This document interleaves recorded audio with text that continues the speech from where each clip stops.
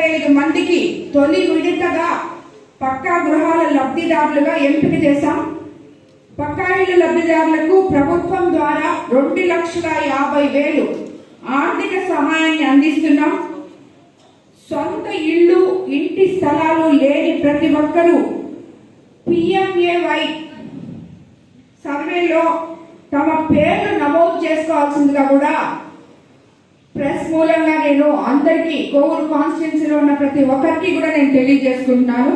మరి ఇంకోసారి చెప్తున్నాను, సొంత ఇల్లు, ఇంటి స్థలాలు లేని ప్రతి ఒక్కరూ PMAY సర్వేలో తమ పేర్లు నమోదు చేసుకోవాల్సిందిగా విజ్ఞప్తి చేస్తున్నాను. ఇంటి స్థలాలు కావాల్సిన వారు కూడా మీరందరూ సమీప సచివాలయంలో మీ పేర్లు నమోదు చేసుకోవాలి.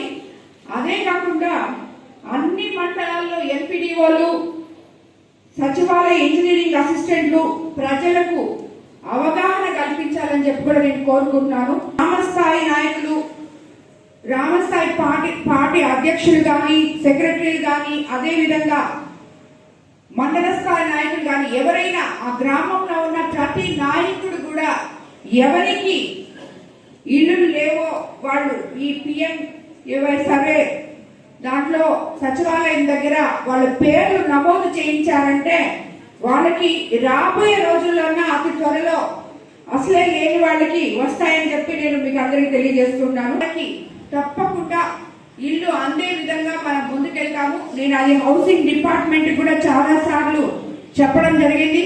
అలాగే ఇంటి స్థలాలు కూడా రెవెన్యూ డిపార్ట్మెంట్ కూడా చెప్పడం జరిగింది. ప్రతి ఒక్కరు కూడా సరిగ్గా చూసి చేయాలి అని చెప్పి, కాబట్టి ప్రతి ఒక్కరికి కూడా ఇల్లు తప్పకుండా ఇవ్వడం జరుగుతుంది.